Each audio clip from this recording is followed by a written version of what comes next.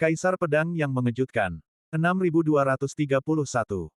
Butuh 2000 tahun bagiku untuk mencapai level seperti sekarang. Setelah mendengar ungkapan emosi Tuo Baxin, Lin Bai merasa sedikit terkejut. Ia tidak menyangka butuh waktu selama itu bagi Tuo Baxin untuk mencapai titik seperti sekarang.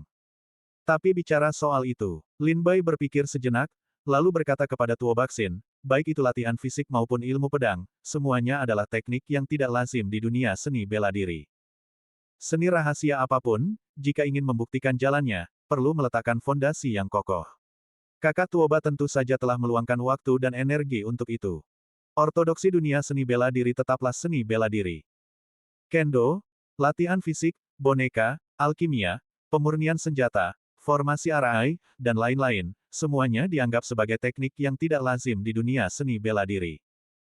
Hanya saja teknik-teknik yang tidak lazim ini bersinar cemerlang di dunia seni bela diri kuno. Telah ada banyak tokoh besar, dan mereka secara bertahap menjadi ortodoks.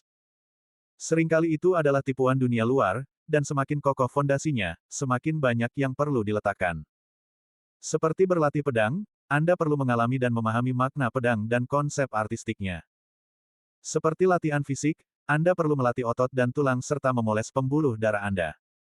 Seperti alkimia, Anda perlu mengingat ribuan prinsip pengobatan dan mengenal ribuan khasiat obat. Seperti menyusun susunan, Anda perlu menghafal ribuan rune dan mengenal kolokasi antar rune. Singkatnya, teknik-teknik yang tidak lazim ini seringkali membutuhkan bakat unik di bidang ini untuk melangkah lebih jauh dan mencapai tingkat yang lebih tinggi. Adapun seni bela diri, jauh lebih sederhana. Seni bela diri hanya berfokus pada kultivasi. Mengonsumsi pil dan memurnikan dunia dapat meningkatkan kekuatan kultivasi. Satu-satunya hal yang mungkin mereka temukan adalah kurangnya sumber daya kultivasi. Tuo Baxin tersenyum kecut. Pada awalnya, para tetua sekte juga mengatakan hal itu kepada saya, dan saya menerimanya begitu saja. Tapi hari ini aku mendengar bahwa kakak Lin baru berlatih pedang selama 20 atau 30 tahun, dan dia telah mencapai hasil seperti hari ini. Aku menyadari bahwa itu hanyalah tipuan untuk menipu anak-anak. Usaha tidak ada artinya di hadapan bakat sejati. Dari kata-kata Tuo Baxin, Lin Bai dapat merasakan rasa iri dan ketidakberdayaannya. Butuh 2000 tahun baginya untuk sampai ke tempatnya sekarang, tetapi Lin Bai hanya butuh 20 atau 30 tahun untuk mendekatinya. Siapapun itu, dia akan merasa tidak enak. Lin Bai tidak ingin melanjutkan topik ini, agar tidak mengganggu Taoisme Tuo Baxin. Dia berkata, kita telah mengatasi rintangan, dan kita harus terus maju. Tuo Baxin menepuk dahinya dan menenangkan diri, benar, jika kau tidak pergi, semua harta karun akan diambil oleh hewan peliharaan kecilmu. Lin Bai dan Tuo Baxin terbang menuju kedalaman istana bawah tanah. Lin Bai dengan cepat mengunci posisinya dengan napas yang ditinggalkan oleh Gagak, dan Tuo Baxin juga mengunci posisinya dengan napas lemah dari tanah. Posisi yang dikunci oleh keduanya secara bersamaan sebenarnya berada di arah yang sama. Lin Bai dan Tuo Baxin berjalan melewati dinding batu ruangan rahasia satu demi satu, dan akhirnya sampai di ruangan batu di bagian terdalam istana bawah tanah. Saat itu, pemandangan menakjubkan sedang terjadi di ruangan batu tersebut. Terlihat seorang wanita cantik dan menawan dengan wajah garang, terus-menerus melancarkan serangan ilahi untuk menghantam sekitarnya. Dan sasaran serangannya adalah seekor gagak hitam yang berputar-putar di udara. Melihat Lin Bai dan Tuo Baxin tiba, gagak itu segera terbang mendekat, hinggap di bahu Lin Bai, dan mengumpat dengan marah, Lin Bai, aku tidak bertindak untuk menghadapinya karena kamu. Kalau tidak, aku bisa menamparnya sampai mati hanya dengan satu tamparan. Sebaiknya kau urus sendiri. Jika kau tidak bisa mengurusnya, pamanku akan menembaknya sampai mati. Dari nada bicara gagak itu, jelas terdengar kebencian. Dan Lin Bai juga tahu bahwa gagak itu tidak berbohong. Ia sendiri berpikir bahwa Lin Bai memiliki hubungan yang tidak jelas dengan Nyonya Qianru, jadi ia bersabar dan tidak bertindak. Jika tidak, dengan kekuatan gagak itu, mungkin hanya dengan satu pikiran saja ia bisa membunuh Nyonya Qianru. Aku tidak ada hubungannya dengan dia, jelas Lin Bai, tetapi di hati gagak itu, penjelasan Lin Bai terasa sangat lemah. Lin Bai juga tidak ingin terlalu banyak bertengkar dengan gagak itu, karena Nyonya Qianru belum pergi, dan Lin Bai serta Tuo Baxin sudah tiba, maka serahkan saja pada mereka. Nyonya Qianru memperhatikan gagak yang bergegas keluar dari ruangan batu, matanya langsung tertuju ke arah itu, dan dia melihat Lin Bai dan Tuo Baxin muncul di pintu masuk ruangan batu. Melihat mereka berdua, raut wajahnya berubah drastis, memperlihatkan ekspresi ngeri, dan dia tanpa sadar mundur, dan tidak berhenti sampai dia menabrak dinding. Bagaimana mungkin? Bagaimana kalian bisa datang ke sini hidup-hidup? Di mana orang-orang yang pergi untuk hentikan kalian. Nyonya Qianru tidak percaya. Kedua belas monster itu semuanya adalah master di antara para pemburu prajurit di kota Changmang. Bagaimana dengan Lin Bai dan Tuo Baxin? Mundur 10.000 langkah. Bahkan jika Lin Bai dan Tuo Baxin bergabung untuk menggandakan kekuatan mereka, bagaimanapun juga, mereka banyak dan kuat, sekalipun mereka tidak bisa membunuh Lin Bai dan Tuo Baxin, mereka seharusnya tidak membiarkan Lin Bai dan Tuo Baxin datang ke sini semudah ini. Ke sini. Di mana mereka? Tanya Nyonya Qianru dengan sedikit amarah. Mereka sudah makan sup di jembatan Naihe. Tuo Baxin menunjukkan senyum hangat dan cerah, tetapi senyum ini begitu meremehkan dan menghina di mata Nyonya Qianru. Ini tidak mungkin. Nyonya Qianru masih tidak mau percaya bahwa pria kuat yang dikultivasi oleh kota Changmang bukanlah lawan Lin Bai dan Tuo Baxin. Gagak itu menyempatkan diri untuk berkata kepada Lin Bai saat ini, baru saja, gadis kecil itu mengeluarkan 2 botol giok dari binatang organ. Kurasa kedua botol giok itu berisi darah tingkat raja dari kota Changmang. Sisa harta karun di rumah harta karun ini akan kuambil, dan kedua botol darah tingkat raja ini akan menjadi milik kalian berdua. Lagi pula, pamanku tidak menyukainya. Gagak itu cemberut, meremehkan garis keturunan tingkat raja. Setelah Lin Bai memahaminya, dia berkata kepada Nyonya Qianru, serahkan kedua botol darah tingkat raja itu, dan aku akan menjagamu tetap hidup. Nyonya Qianru menatap Lin Bai dan Tuo Baxin, lalu bertanya kepada Tuo Baxin, yang mulia luar biasa, jadi Anda pasti bukan orang biasa, kan? Tuo Baxin tidak menyembunyikan apapun, jadi dia mengatakan yang sebenarnya, wilayah selatan alam iblis, putra suci sekte barbar, Tuo Baxin. Putra suci sekte barbar. Wajah Nyonya Qianru berubah drastis. Dia tidak menyangka bahwa putra yang tampak elegan ini sebenarnya adalah putra suci sekte barbar, salah satu dari 16 kekuatan terkuat di dunia iblis. Jadi begitulah. Nyonya Qianru mendengus dingin, menatap Tuo Baxin, lalu ke Lin Bai, yang satu adalah Markis Serigala Chu, putra suci sekte Tianshui, yang lainnya adalah alam iblis selatan, putra suci barbar. Kalian berdua adalah talenta muda di generasi pemuda di dunia iblis, jadi kalian tidak akan begitu hina dan tidak tahu malu untuk bergabung melawan wanita lemah seperti saya. Dia mulai merengek dengan sedih, menyebut dirinya wanita lemah. Tuo Baxin mendongak ke langit tanpa berkata-kata, aku paling tidak ingin berurusan dengan wanita seumur hidupku, karena mereka selalu seperti ibu mertua dan terus-menerus mengomel. Seperti kata kakak Lin, serahkan darah tingkat raja itu, dan aku akan mengampunimu. Baiklah. Nyonya Qianru menghadapi Lin Bai dan Tuo Baxin yang menghalangi jalannya, dan terpaksa setuju. Seketika itu juga, Nyonya Qianru dengan cepat melemparkan 2 botol giok dari tas penyimpanannya, dan melemparkannya ke arah Lin Bai dan Tuo Baxin. Keduanya mengulurkan tangan untuk menangkapnya dan meraih botol-botol giok itu. Mengambil kesempatan ini, dia menggunakan kemampuan tubuhnya dan melarikan diri dengan cepat keluar istana bawah tanah. Palsu, Lin Bai dan Tuo Baxin memegang botol giok itu. Sebelum mereka sempat memeriksanya, Crow berdiri di bahunya dan berteriak, buang saja, itu beracun. Lin Bai segera membuang botol giok itu, dan Tuo Baxin juga membuang botol giok itu tanpa berpikir panjang. Saat botol giok itu terbang, botol itu pecah di udara, dan kepulan asap yang sangat beracun dengan cepat menyebar. Sialan, Lin Bai marah. Racun adalah senjata wanita. Mata Tuo Baxin berkedut karena marah. 6232. Lin Bai adalah orang pertama yang bereaksi, dan saat dia melemparkan botol giok, dia mengejar Nyonya Qianru, Tuo Baxin sedikit terlambat, tetapi dengan cepat menyusul. Salah satu putra suci terkemuka di dunia iblis bergabung untuk memburu dan membunuh Nyonya Qianru. Tentu saja, mustahil bagi Nyonya Qianru untuk lolos sejak lahir. Sebelum dia melarikan diri dari istana bawah laut, dia dikejar oleh Lin Bai dan Nyonya Qianru. Tuo Baxin marah, matanya melebar, mengunci punggung Nyonya Qianru, dan melayangkan pukulan dari udara. Pukulan kuat itu, seperti pedang yang tak terkalahkan, mengenai rompi Nyonya Qianru. Ah! Nyonya Qianru menjerit, tubuhnya roboh ke dinding batu karena malu, tulang punggungnya hampir patah oleh pukulan Tuo Baxin. Lin Bai segera melangkah maju dan menghalangi jalan Nyonya Qianru, sementara Tuo Baxin menghalangi jalan belakang Nyonya Qianru dan menghentikan Nyonya Qianru lagi.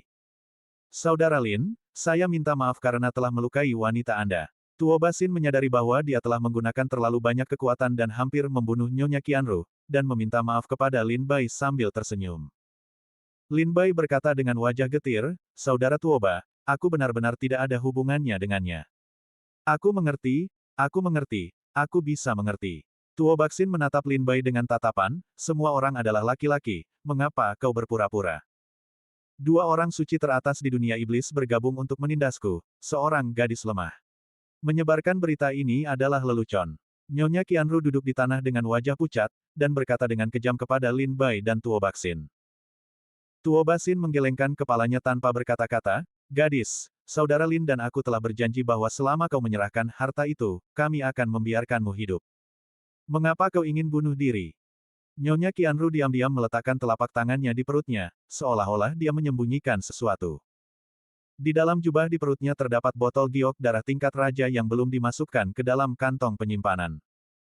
Garis keturunan tingkat raja ini sangat berharga, tentu saja mustahil bagi Nyonya Qianru untuk menyerahkannya kepada Lin Bai dan Tuo Baxin dengan mudah. Saat Lin Bai sedang berpikir keras dan tidak dapat menemukan solusinya, tiba-tiba ia memperhatikan telapak tangan Nyonya Qianru, dan kilatan dingin muncul di matanya. Sesaat kemudian, Lin Bai langsung maju dan dengan brutal mengambil dua botol giok dari tangan Nyonya Qianru. Kembalikan padaku, teriak Nyonya Qianru, dan terbang untuk merebut botol giok dari tangan Lin Bai.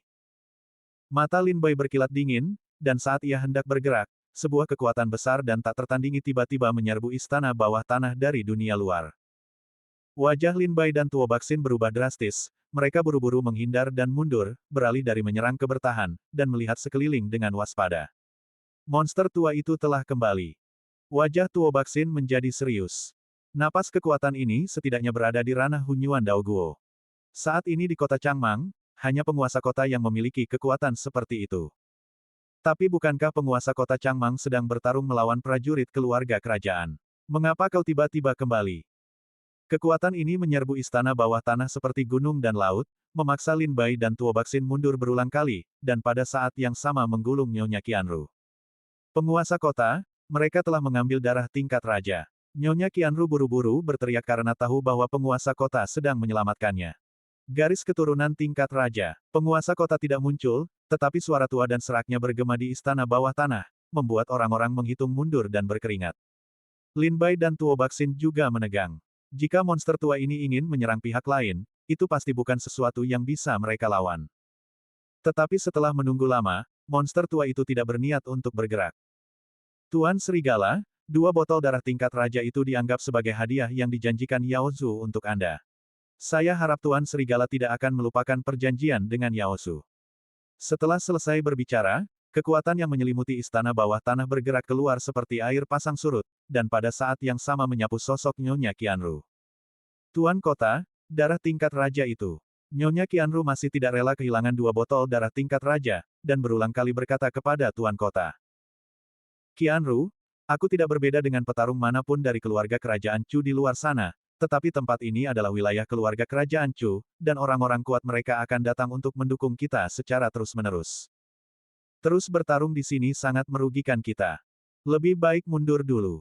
Tuan Kota buru-buru menjelaskan pro dan kontra, lalu membiarkan Nyonya Qianru menyerah. Sebelum pergi, wajahnya dingin, dan dia menatap Lin Bai dengan tajam, yang seolah berkata, Lin Bai, kita akan bertemu lagi. Kekuatan itu mereda, dan Nyonya Qianru menghilang tanpa jejak. Pergi. Napas Tuo Baxin bergejolak liar, dan dia hendak bertarung sampai mati, tetapi dia tidak menyangka bahwa monster tua itu tidak mengambil darah raja dengan cara yang tak tertandingi, tetapi menghilang secara aneh setelah membawa Nyonya Qianru pergi. Merasakan napas monster tua itu mereda, Lin Bai juga menghela napas lega. Sejujurnya, jika ada pertarungan sungguhan, Lin Bai dan Tuo Baxin mungkin tidak akan menjadi lawan monster tua itu bersama-sama. Saudara Lin, apa maksud monster tua itu barusan? Tuo Baxin memperhatikan kalimat terakhir, lalu bertanya pada Lin Bai dengan rasa ingin tahu. Saudara Lin, kau dan aku sama-sama berasal dari ras manusia, jadi jangan saling menyerang. Tuo Baxin berkata dengan sungguh-sungguh, nenek moyang kita merebut dunia dengan darah dan nyawa mereka, dan itu dicurahkan oleh pendahulu yang tak terhitung jumlahnya dengan darah mereka. Mengenai segel ras monster, bahkan jika saudara Lin memiliki konflik internal dengan ras manusia, dia seharusnya tidak berpaling. Siapa yang saudara Tuoba pikirkan tentangku? Lin Bai tersenyum kecut, Lin tentu saja tidak ingin melakukan sesuatu yang mengkhianati ras manusia. Hanya saja aku terpaksa tidak berdaya saat itu, dan dibatasi oleh batasan klan monster, jadi aku harus menyetujui beberapa syarat. Sekarang aku sudah terbebas dari masalah, syarat-syarat janji yang membatasi itu tentu saja tidak berlaku lagi. Mendengar penjelasan Lin Bai, Tuo Basin juga mengangguk sedikit, menunjukkan bahwa dia dapat memahami situasi Lin Bai saat itu. Jika itu dia, dalam hal itu, dia mungkin akan setuju. Lin Bai mengubah topik pembicaraan dan membuka dua botol giok di telapak tangannya, kedua botol giok ini berisi darah raja. Saudara Tuoba, aku tidak tahu jenis darah tingkat raja apa yang ada di dalam botol giok ini, dan bukan soal botol mana yang baik dan mana yang buruk. Kau dan aku masing-masing akan mengambil satu salinan sesuai keberuntungan. Lin Bai berhasil mendapatkan dua botol darah tingkat raja ini, dan Tuo Basin juga mendapatkan banyak keuntungan. Jika dia tidak menemaninya, Lin Bai tidak akan pernah semudah ini di istana bawah tanah ini. Misalnya, jika 12 klan iblis mengepung Lin Bai sendirian, bahkan jika Lin Bai dapat membunuh mereka semua pada akhirnya, dia pasti akan membayar harga yang sangat mahal. Dan pada akhirnya ketika monster tua itu bergerak, Tuo Baxin tidak berniat melarikan diri, tetapi berdiri berdampingan dengan Lin Bai untuk melawan musuh. Dari segi emosi dan akal sehat, salah satu dari dua garis keturunan tingkat raja ini seharusnya milik Tuo Baxin. Lin Bai belum membuka kedua botol giok itu, dan darah tingkat raja di dalamnya disegel dengan jimat, dan dia tidak bisa membedakan mana yang baik dan mana yang buruk. Merupakan pilihan yang baik bagi setiap orang untuk memilih botol sesuai dengan keberuntungan mereka saat itu. 6233. Karena kakak Lin sudah berkata demikian, maka aku akan bersikap tidak sopan. Tuo Basin mengarahkan pandangannya pada dua botol giok di telapak tangan Lin Bai, dan pertama-tama menggunakan teknik pupil mata untuk melihat lebih dekat, tetapi menemukan bahwa botol giok itu ditempel jimat, dan tidak mungkin untuk membedakan darah tingkat raja di dalamnya. Setelah beberapa kali mencoba, Tuo Basin tidak dapat membedakannya, jadi dia harus mengandalkan keberuntungannya. Hanya ini, Tuo Basin dengan santai mengambil botol giok di sebelah kiri. Dia sudah memilih satu, dan yang lainnya tentu saja milik Lin Bai. Seseorang datang. Keduanya baru saja memilih botol giok masing-masing, dan sebelum mereka sempat memeriksa, Lin Bai dan Tuo Basin merasakan seseorang memasuki istana bawah tanah pada saat yang bersamaan. Keduanya memasukkan botol giok ke dalam tas penyimpanan mereka, berpura-pura tidak bersalah, berdiri di antara tanah tandus, dan menatap dingin orang yang berjalan ke istana bawah tanah. Kalian berdua putra suci, akhirnya aku menemukan kalian. Sesosok muncul di istana bawah tanah, dan dia berkata dengan gembira sambil mendekat dengan cepat, kau tidak tahu bahwa kami semua sangat cemas. Ketika orang ini berada di depannya, Lin Bai akhirnya melihat dengan jelas. Orang ini adalah salah satu komandan Departemen Hukuman Chu Zhao Zhao, kenalan lama Lin Bai, Zumo. Tuan Zumo. Lin Bai melepaskan penjagaannya, menyapa dengan senyum, dan memperkenalkan kepada Tuo Basin, ini adalah komandan divisi kriminal negara Chu Zhao, Tuan Zumo. Tuo Baxin mengangguk dengan senyum di wajahnya. Lin Bai bertanya, Tuan Zumo, mengapa Anda di sini? Zumo tersenyum masam, bukankah karena Anda menghilang secara misterius di dunia perburuan, Yang Mulia marah dan meminta saya untuk memimpin pasukan ke dunia perburuan untuk mencari jejak Anda. Akibatnya, beberapa tipu daya ditemukan. Zumo melihat sekeliling dan menghela napas dengan nada suara, aku benar-benar tidak menyangka bahwa Yao Zu akan menggali dunia sebesar ini di bawah pengawasan keluarga kerajaan. Lin Bai bertanya, bagaimana situasi di luar? Hampir terkendali. Zumo mencibir, bagaimanapun, itu masih gerombolan. Kita hanya butuh kurang dari setengah jam untuk menyerang gerbang kota, dan kita berhasil menerobos gerbang kota. Petik 2. Saat ini, pasukan negara Chu dan Legiun Naga Darah Divisi Zhaoxing sedang menyapu medan perang di luar, dan kekuatan bersenjata inti di kota telah sepenuhnya dikuasai oleh kita.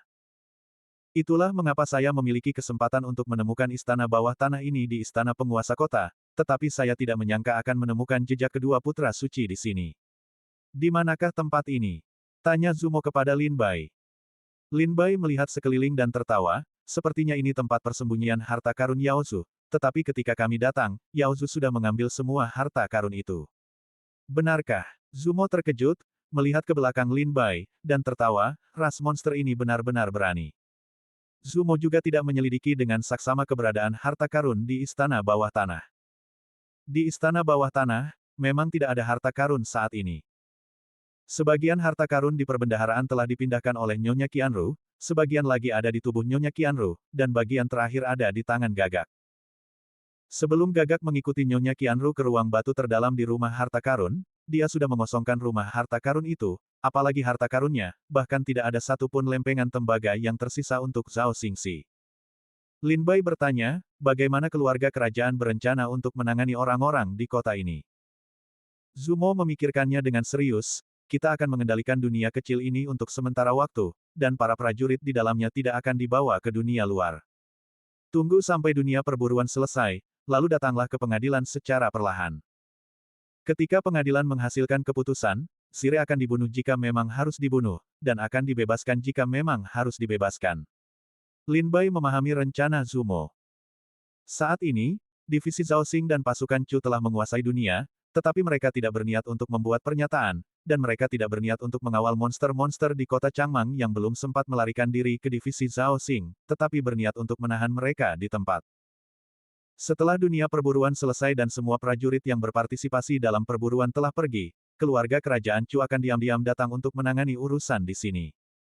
Lin Bai mengingatkan, di dunia ini, ada banyak penjaga asing dari alam Dao Guo, kalian harus berhati-hati. Zumo berkata sambil tersenyum, terima kasih, Tuan Serigala, karena telah mengingatkan kami bahwa kami telah melawan mereka. Jika tidak ada hal lain, bisakah kita pergi dulu? Lin Bai bertanya kepada Zumo, lagi pula, perburuan belum selesai, dan kita sudah membuang banyak waktu di sini.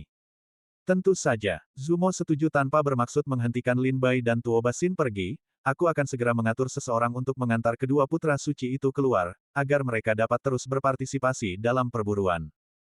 Tapi, dia tiba-tiba mengubah topik pembicaraan, dengan senyum masam di wajahnya, tolong rahasiakan apa yang terjadi di sini kepada kedua putra suci, bagaimanapun juga, ini menyangkut nama baik keluarga kerajaan. Dimengerti, Tuo Basin segera setuju. Setelah meninggalkan dunia ini, aku akan bertindak seolah-olah aku tidak pernah berada di dunia ini. Lin Bai tidak banyak bicara, dan mengangguk setuju. Yao Zu telah menggali sebuah dunia di bawah mata keluarga kerajaan Chu, yang jelas-jelas mempermalukan keluarga kerajaan Chu. Jika hal itu tersebar, keluarga kerajaan pasti akan kehilangan muka. Itulah mengapa sebelum Lin Bai dan Tuo Baxin pergi, Zumo mempercayakan mereka dengan cara ini. Setelah mendapatkan persetujuan Lin Bai dan Tuo Baxin, Zumo membawa mereka berdua keluar dari istana bawah tanah, dan mengatur pasukan untuk mengirim mereka keluar dari dunia ini dan melanjutkan partisipasi dalam perburuan. Status kakak Lin di negara Chu benar-benar tidak rendah. Setelah berjalan keluar dari istana bawah tanah, Tuo Baxin berkata sambil tersenyum. Apa yang dikatakan Tuo Baxin? Lin Bai tidak mengerti mengapa Tuo Baxin tiba-tiba mengucapkan kalimat yang aneh seperti itu. Lihat, Komandan Divisi Zhao Xing sangat patuh seperti anak anjing di depanmu. Dia akan melakukan apa yang kau katakan, dan dia tidak berani membantah sedikit pun. Bukankah status ini sudah cukup tinggi? Tuo Baxin tertawa, meskipun aku bukan seorang pendekar di wilayah timur, aku sangat familiar dengan hukum ketat negara Chu dan prestise divisi kriminal Zhao negara Chu. Cara divisi Zhao Xing dan status komandannya. Dan sebelum kita tiba di wilayah timur, para tetua Zhongmen bahkan mengingatkan kita. Jangan pernah memprovokasi Zhao Xingxi. Terlihat jelas bahwa Zhao Xingxi memiliki kekuatan luar biasa di Chu. Tuo Baxin menghela napas, organisasi sekuat itu tunduk pada saudara Lin, bukankah itu cukup untuk menjelaskan status saudara Lin di Chu? Setelah mendengar kata-kata Tuo Baxin, Lin Bai hanya tersenyum dan tidak banyak bicara. Lin Bai adalah markis serigala dari negara Chu, seorang markis yang hanya dikenal dengan satu kata. Meskipun statusnya tidak rendah, memang tidak berada pada level di mana bahkan Zhao Xingxi menundukkan kepala dan bersimpati dengan telinganya. Tetapi sekarang sikap Zumo terhadap Lin Bai jelas untuk meningkatkan status Lin Bai lagi. Mungkin ini juga nilai yang diberikan keluarga kerajaan Chu kepada Lin Bai. Saat berjalan keluar dari kota Changmang, Lin Bai tiba-tiba menyadari bahwa ada beberapa pendekar lain yang ingin meninggalkan dunia ini bersamanya. Beberapa orang itu adalah Chen Yunji dan 7 anggota Shen Shenzong. Ketujuh orang dari Sekte Shenzong tidak mati. Lin Bai ingat bahwa ketujuh orang itu ditelan oleh bayangan kura-kura. Dia mengira mereka langsung dibunuh oleh monster tua itu, tetapi dia tidak menyangka bahwa mereka masih hidup, dan monster tua itu tidak membunuh mereka. Sekarang, mereka juga meninggalkan dunia ini bersama Lin Bai, kembali ke dunia perburuan, dan terus berpartisipasi dalam perburuan. 6234. Fajar menyingsing di timur, dan matahari bagaikan seorang lelaki tua di senjanya, memancarkan cahaya berkabut yang sulit menembus kota luas yang diselimuti kabut tebal. Kabut di sekitar kota Changmang perlahan menghilang, dan tampaknya alam Hunyuan Dao Guo yang heterogen telah pergi, atau telah ditangani oleh keluarga kerajaan. Sebuah celah hancur di dinding timur kota Changmang, dan kerikil yang bercampur dengan kekuatan lingkaran sihir menghantam kota, menghancurkan beberapa jalan. Pasukan negara Chu dan Legiun Divisi Zhaoxing memasuki kota Changmang, dan semua prajurit di kota diusir dari rumah mereka dan dikumpulkan di 4 alun-alun besar di kota, di mana mereka dijaga ketat oleh pasukan. Tentu saja, ada juga sejumlah kecil prajurit di kota yang melarikan diri dalam kekacauan, dan saat ini berkeliaran di dunia dalam ini, bersembunyi karena malu. Mengikuti Zhao Xingxi dan pasukan Chu, serta para penyihir susunan dari paviliun Tianji Chu, mereka telah mulai mengatur susunan sihir untuk menyegel dunia atas perintah Zumo. Lin Bai dan Tuo Baxin berjalan keluar dari istana bawah tanah, dan perlahan meninggalkan kota di bawah pimpinan Zhao Xingxiu. Mata mereka tertuju pada kota Changmang. Cara keluarga kerajaan sungguh mengesankan. Tuo Baxin menghela napas, dari awal pertempuran hingga akhir, mereka telah menguasai kota Changmang dalam waktu kurang dari 1 malam. Dunia sebesar itu telah dikuasai dengan kuat oleh mereka. Keluarga kerajaan negara Chu dan divisi Zhaoxing tidak hanya merebut kota Changmang dalam semalam, tetapi juga menguasai dunia batinnya dengan kuat. Ini bukan hanya manifestasi kekuatan, tetapi juga simbol kekuatan tentara Chu dan keluarga kerajaan, yang mewakili kemampuan pemiliknya untuk menghancurkan sebuah dunia. Tentara Chu dan divisi Zhaoxing memiliki eksekusi dan dominasi yang luar biasa. Bahkan putra suci Sekte Barbar di wilayah selatan pun takjub akan hal ini. Jika orang barbar ingin melakukannya, itu mudah. Lin Bai tersenyum ringan dan berkata kepada Tuo Baxin. Saudara Lin, Manzong sama sekali berbeda dari negara Chu. Tuo Baxin menggelengkan kepalanya, Manzong adalah sekte kultivasi, sedangkan negara Chu adalah dinasti yang berjuang untuk hegemoni. Jika berbicara tentang kekuatan murid dan kemampuan mereka untuk bertarung sendirian, Sekte Barbar tentu saja lebih unggul daripada prajurit Chu. Petik 2.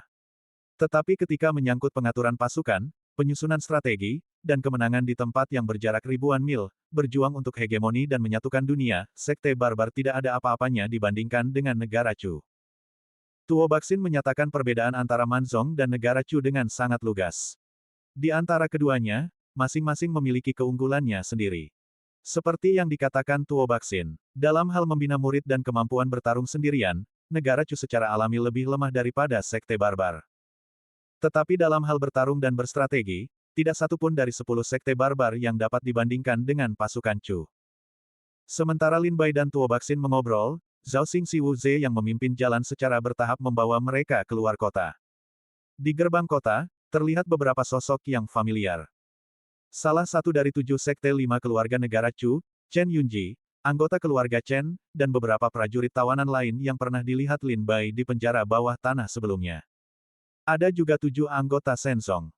Ada juga beberapa prajurit yang tampak asing bagi Lin Bai, yang mungkin ditangkap oleh kota Changmang kemudian. Begitu mereka ditangkap, kota Changmang direbut oleh keluarga kerajaan negara Chu. Tuan Serigala, Chen Yunji sangat gembira ketika melihat Lin Bai dan Tuo Baxin mendekat, senang melihat Anda baik-baik saja. Aku benar-benar tidak menyangka kau masih hidup. Di antara 7 anggota Sekte Shenzhen, seorang pemuda mencibir.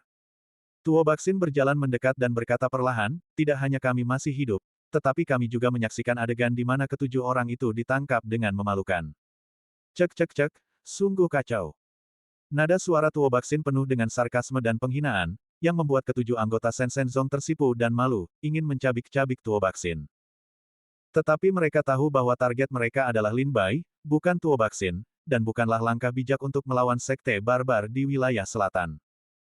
Ketujuh anggota Shenzhen memalingkan muka. Ketujuh orang itu berdiri bersama, mereka tidak selaras dengan yang lain, dan mereka tidak berkomunikasi dengan yang lain. Baiklah, ayo pergi, sudah waktunya meninggalkan tempat ini. Lin Bai melirik kembali ke arah pasukan Chu yang sibuk dan Zhao Xingxi Wu Ze di kota, dan meninggalkan dunia ini bersama yang lain di bawah bimbingan Zhao Xingxi Wu Ze. Di sepanjang jalan, Lin Bai juga menemukan penyihir paviliun Tianji yang sedang mengatur lingkaran sihir di bawah perlindungan pasukan Chu. Zhao Xingxi Wu Ze, yang bertugas memandu Lin Bai dan yang lainnya untuk pergi, melangkah maju dan berkomunikasi dengan para jenderal pasukan yang menjaga pintu keluar. Seorang jenderal berbaju zirah besi hitam menatap Lin Bai dengan penuh arti, lalu segera berjalan mendekat, menangkupkan tangannya dan berkata, Tuan Serigala, saya telah mengejutkan Anda. Terima kasih, Jenderal, kata Lin Bai dengan ramah. Ikuti saja perintah. Jenderal itu tersenyum dan berkata, saya akan memerintahkan mereka untuk membuka penghalang dan mengantar Tuan Serigala pergi. Seketika itu juga sang jenderal melambaikan tangannya, dan seorang lelaki tua kurus berjubah abu-abu menerima perintah tersebut, matanya berbinar, dan ia buru-buru membuka celah di penghalang. Semoga Markis Wolf kembali dengan kemenangan di dunia perburuan. Sang jenderal tersenyum pada Lin Bai setelah memerintahkan orang-orang untuk membuka celah di penghalang. Lin Bai mengangguk, dan berjalan ke celah tersebut bersama Tuo Baxin, beberapa prajurit lainnya, dan 7 anggota Sen Senzong, meninggalkan dunia ini. Melewati celah di penghalang, terdapat aliran air yang gelap dan tanpa cahaya di dalamnya, yang persis sama dengan laut bawah tanah yang dialami Lin Bai ketika ia memasuki dunia di pusat bumi. Beberapa orang memasuki laut bawah tanah dan mengapung menuju permukaan air. Di sepanjang jalan, mereka juga menemukan banyak pejuang dari pasukan Chu yang menjaga tempat itu dengan ketat. Tetapi beberapa dari mereka dipandu oleh Zhao Xing Si Wuze, dan mereka tidak dihentikan di sepanjang jalan, dan banyak prajurit di militer juga mengenal Lin Bai, sehingga mereka tidak berani maju untuk menghentikannya. Sepanjang jalan menuju permukaan air tanpa insiden. Zhao Xing Si Wuze, yang bertugas membimbing Lin Bai dan yang lainnya, berkata, "Tuan Serigala, saya hanya bisa mengirim Anda ke sini. Kami baru saja menguasai dunia itu, dan kami membutuhkan waktu untuk membersihkan medan perang. Setelah meninggalkan tempat ini akan memasuki jangkauan lingkaran proyeksi perburuan." Prajurit itu membungkuk kepada Lin Bai dan yang lainnya dan berkata, "Saya berharap yang terbaik untuk kalian di dunia perburuan. Tuan Serigala, tolong perkuat kekuatan saya di Chu." Lin Bai mengangguk, "Pergilah dan lakukan pekerjaanmu." Setelah prajurit itu mundur, dia menyelam ke dalam air dan dengan cepat menghilang tanpa jejak. Ketujuh anggota Sen Senzong segera melirik Lin Bai dengan tidak ramah. Tetapi saat ini, mereka sangat dekat dengan pasukan Chu dan Zhao Xingxi, dan mereka juga tahu bahwa tidak bijaksana untuk melakukannya di sini. "Semuanya, saya pikir lebih baik kita berpisah di sini dulu." Lin Bai mencibir 2 kali ketika dia menyadari tatapan tidak ramah dari ketujuh anggota Lian Senzong. Lin Bai mengusulkan untuk bertindak secara terpisah, pertama karena dia tidak ingin alasannya sendiri memengaruhi terlalu banyak orang, dan kedua untuk memberi dirinya ruang. Jika dia sendirian, dan ketujuh anggota Sekte Senzong datang untuk menghadapinya, Lin Bai akan lebih nyaman menggunakan caranya tanpa rasa takut. Chen Yunji dan yang lainnya juga tampaknya melihat bahwa ketujuh anggota Lian Senzong tidak baik kepada Lin Bai, jadi mereka setuju tanpa ragu-ragu. Ini adalah perang yang termasuk dalam tingkat anak suci, dan prajurit biasa seperti mereka tidak dapat ikut campur. "Saudara Lin, mengapa kita tidak pergi bersama?" Tuo Baxin mungkin mengusulkan untuk pergi bersama Lin Bai karena niat baik, tetapi sebenarnya dia sedang melindungi Lin Bai.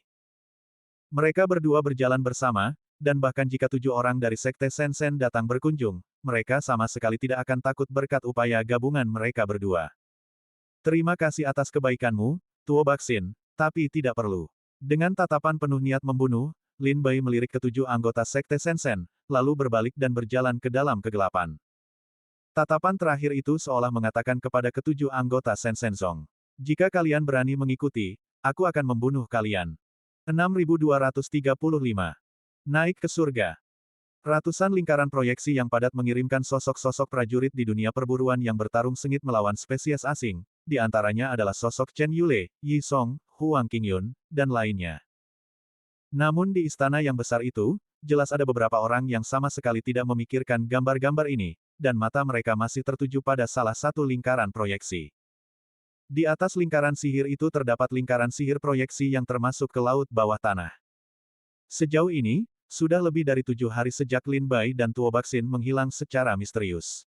Meskipun Kaisar Chu telah mengirimkan orang-orang kuat untuk menyelidiki situasi tersebut, kecuali Kaisar Chu, tidak ada orang lain yang mengetahui situasi di dunia perburuan. Oleh karena itu, orang-orang kuat dari Sekte Barbar dan orang-orang kuat dari Sekte Tianshui menegangkan hati mereka, mata mereka tertuju pada laut bawah tanah tempat Lin Bai dan Tuo Baxin menghilang. Kaisar Chu memiliki posisi dan otoritas yang tinggi, dan dia berhak mengetahui segala sesuatu yang terjadi di dunia perburuan. Zumo dari divisi Zhao Xing telah memberitahu Kaisar Chu tentang situasi di dunia perburuan dengan metode rahasia. Jadi dia tidak terlalu khawatir. Hingga lingkaran proyeksi yang gelap dan sunyi tanpa cahaya dan bayangan, cahaya redup kembali menyala, dan beberapa sosok muncul. Para tetua Manzong dan Tian Suizong menghela napas lega, karena akhirnya mereka menemukan sosok putra suci mereka sendiri di lingkaran proyeksi. Kaisar Chu awalnya mengerutkan bibir dan tersenyum, lalu ada niat membunuh yang kuat tersembunyi di matanya. Yao Zu bahkan menggali dunia sebesar itu di depan mata keluarga kerajaan Chu, yang jelas-jelas memprovokasi status dan kedudukan otoritas keluarga kerajaan Chu. Bagi keluarga kerajaan Chu, itu benar-benar tidak dapat ditoleransi. Namun, hal-hal ini tidak dapat ditunjukkan di depan umum. Penanganan Zumo terhadap kota Changmang telah mendapatkan persetujuan Kaisar Chu. Artinya, semuanya dirahasiakan, dan setelah dunia perburuan selesai, keluarga kerajaan akan menanganinya secara rahasia. Mungkin ini juga alasan mengapa Zumo telah dipercaya dan dihargai oleh Kaisar Chu begitu lama. Dia selalu memikirkan keluarga kerajaan. Laut bawah tanah. Lin Bai menatap penuh arti ketujuh anggota Sekte Shenzhen, lalu berbalik dan berjalan ke dalam kegelapan, menginjak pedang terbang, dan berpacu menjauh dengan kecepatan tinggi. Sungai bawah tanah dan laut bawah tanah telah dijelajahi, dan tidak ada gunanya bagi Lin Bai untuk tinggal di sini. Bahkan jika dia menemukan jalan, dia akan langsung menuju ke bawah tanah. Setelah keluar dari bawah tanah, tatapan emas yang menyilaukan menyambutnya. Menginjak pedang terbang lurus ke langit, Lin Bai mendongak ke langit biru dan awan putih. Saat ini, dunia luar cerah dan matahari terik bersinar tinggi. Ini adalah tengah hari terpanas. Dan matahari terik di dunia perburuan bahkan lebih panas, membakar setiap inci kulit Lin Bai dengan rasa sakit yang hebat, membuatnya tak kuasa menahan keinginan untuk mencari tempat yang sejuk untuk bersembunyi. Matahari, bulan, bintang-bintang. Lin Bai mendongak ke arah matahari yang terik, cahaya yang menyengat dan menyilaukan membuat matanya sakit. Bahkan jika Lin Bai memiliki kekuatan kultivasi alam Tai Dao Guo, dia tidak dapat secara langsung melihat cahaya abadi yang ada di antara langit dan bumi. Apakah ada yang tahu di mana matahari berada? Apakah ada yang tahu di mana bulan berada? Tidak ada yang tahu mengapa langit penuh dengan bintang, dan tidak ada yang tahu mengapa ada matahari, bulan, dan bintang di setiap dunia.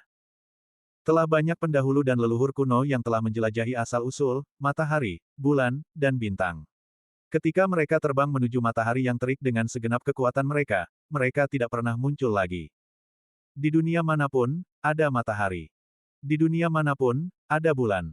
Di dunia manapun, ada bintang. Di dunia manapun, ada pergantian siang dan malam. Keberadaan matahari, bulan, dan bintang bersifat ilusi dan gaib, tetapi sejauh ini belum ada yang mampu mengungkap misterinya.